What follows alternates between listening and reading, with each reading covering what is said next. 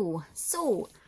From my previous video, I thought we would make a start on another ATC, just to show you and give you some ideas of what I like to do when I get messy and inky. Sorry, I'm just mucking about with a packet of baby wipes just now. So I have made my next week's ATC already. And I've chosen Breathe as my B letter. I'm going to do my A just now, and my A is going to be Art. So let us set that to the side, take this stamp away.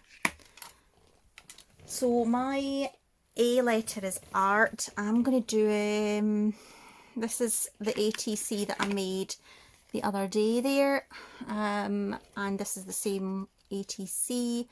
I don't know if you remember me making them on live, but I was waiting on them drying. So yeah, so let's move on. So for Art, I'm going to use an artist trading coin. Now these are literally just coins. They're MDF. You can get them online. I think I got mine from Lisa Horton page, and she's a fantastic artist who makes her own products, lots of stamps and dies, and she even does a magazine as well. I met her when I was initially on UK Scrappers, oh gosh, a decade ago, maybe more. So it might be worth having a wee check out at her YouTube channel because she has some wonderful stuff. So the first thing I'm going to do is I'm just going to quickly measure this. So this is 2.5 inches by 2.5 inches across diameter. It is a fantastic way to do ATCs. You're not limited to just doing cards. You can use coins as well. They're quite a popular swap. So my first, I'll clear off some of these stamps, we don't need them just now. So my first thing I'm going to do is a pack of gesso that I got. I believe I got that from, what's the name of the wee, there's a wee kind of bookshop in the Mall in Kilmarnock that does, I'm not sure. It'll come to me. I've got a bit of a brain fog at the moment. Quite tired lately, so a fortnight's annual leave's not been enough, the looks of it. So all I'm going to do is just cover this in gesso. I'm using a makeup silicone brush that I got off eBay. I'm not looking for perfection with this, guys. You know me, I don't like perfect. Altered art was until quite recently out of my comfort zone. I'm not afraid to admit that some art really scares me. Other art I just love to get into, but it's getting out of your comfort zone and trying new things. I'm not saying going out and spending a fortune. That massive tub was a £5, and I think I've had it for about 2 years. And you can use this on quite a lot of products. So card, wood, your canvases as well. They're really it's quite a handy paint. So what it'll do is it just gives you a good base for your paint work to go on. So what I'm going to do is I'm just going to pause you for a minute while I work away. I don't think I'm recording, am I? Am I recording? I might be. Who knows? We're about to find out. So I'll pause you for a minute. I'm just going to dry this off with my heat tool. This was a lovely gift from a really nice friend, Helen, handmade at Helen's. I go to some of her art classes.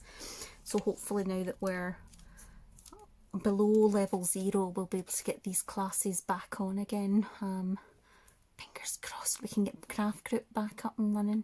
So I'll pause you and I'll be back in a minute. Okay, so 3, 2, 1, you're back in the room. So I have quickly heat set that your heat tool.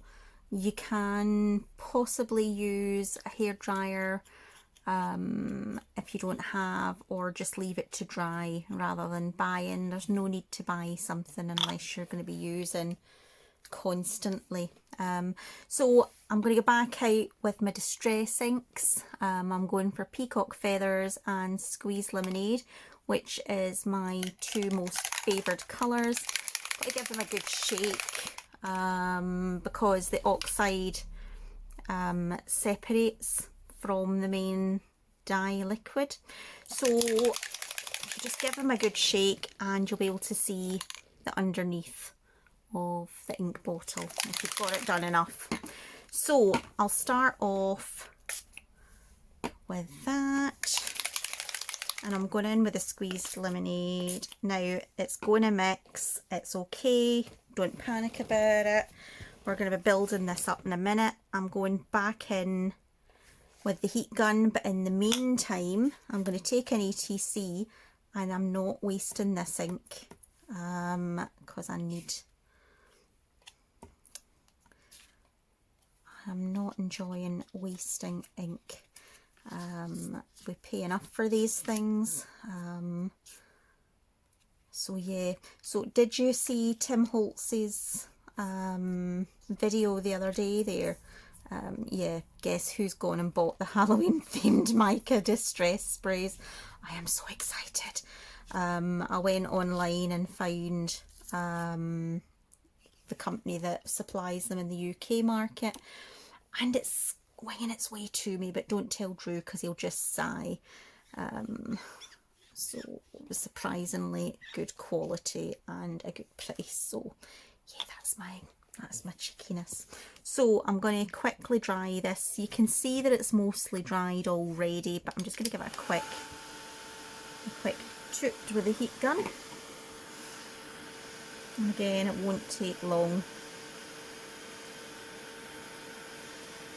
And that's us almost dry.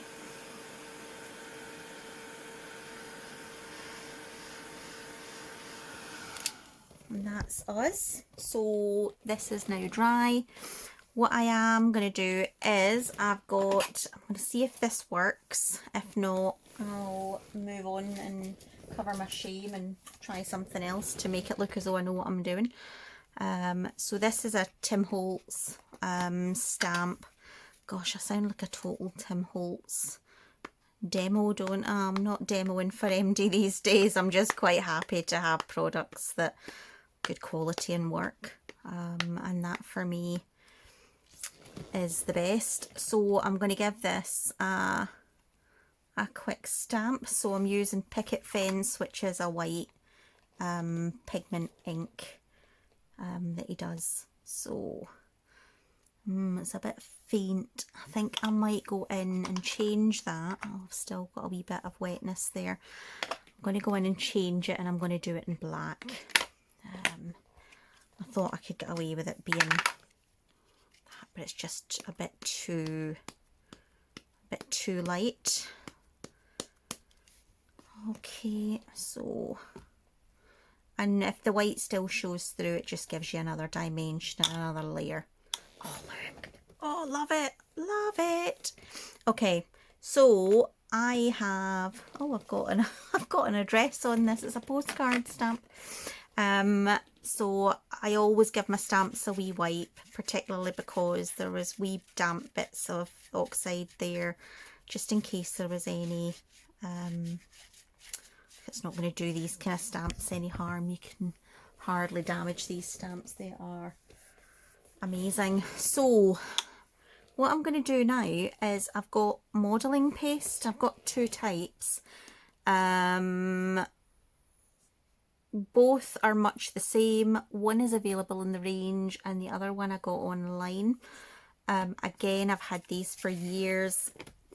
Altered art was never my thing until recently. So texture paste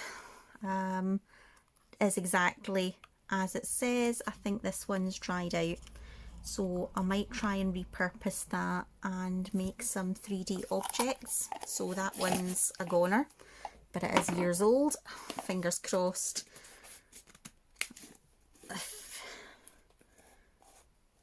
Finnabair one. Finnabair one's all right.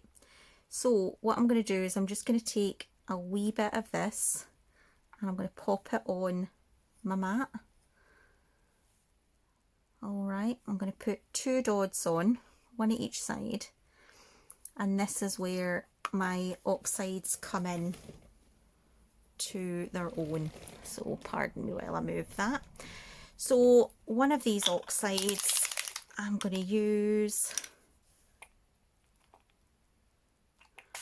just trying to use the smallest amount I can get away with, but it seems to be there. So all I'm going to do is mix this into my modelling paste, and my texture paste. You will see in a wee minute what I'm going to do with it. So this is another way of making your supplies run a wee bit more. You don't need to buy fancy paints and gels and all sorts, just stay with what you've got. So that's a squeezed lemonade, and now I'm going to do the peacock feathers much the same way, and it just gives me a modelling paste that is coloured. I'll probably use a little bit of white as well, just to add a bit of fun in. So there we go. So it's slightly lighter than the actual peacock feathers, which is cool. Right, so again, a lot of my supplies I've bought on a whim. I've not really had any plans. I've just bought it and gone, oh, I like that. And I've got some of these and I don't know where I got them, so I can only apologise. I don't know where I got them from. You'll just need to bear with me. So I think we will go with this one, and I'm going to use some of this texture paste, and this is just going to give me a wee dimensional part too.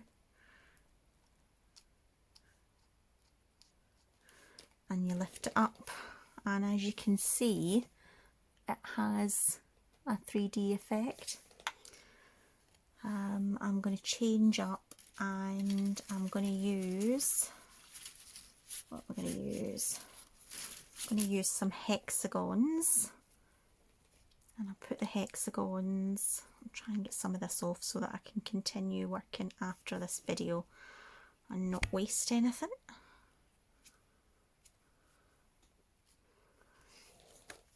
Right, so I don't want to flatten what's already here. That's a bit big. It's a bit too big, and this is the problem when you're working. Things are so fluid that they chop and change constantly. I think I'll do some of these little hearts just here. Just give that a wee extra. A wee extra mix just to be 100% sure. Not convinced I like the look of that. So I'm going to go, it's quite hard, you know, it's like you think you know what you want to do and what you want to achieve, and then I think that's the important thing about crafting, is that you just muck about and see what you want to do. Nothing's set in stone. Right, so I've got some texture there. I will quickly wash off my plates so that they don't get damaged. I've got another couple of these. Again, I don't have a clue where they came from. There's some spotty dots. Let's use some spotty dots, and I'll go back in with the turquoise, or peacock feathers should I say, because that's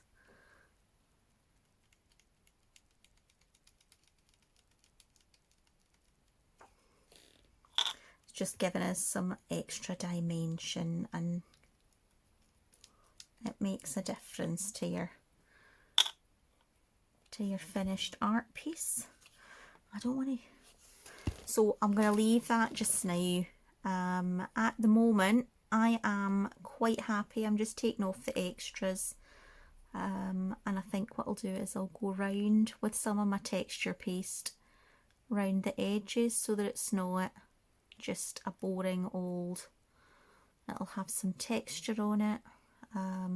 So yeah, so I'm going to leave that at that. That is my artist trading coin.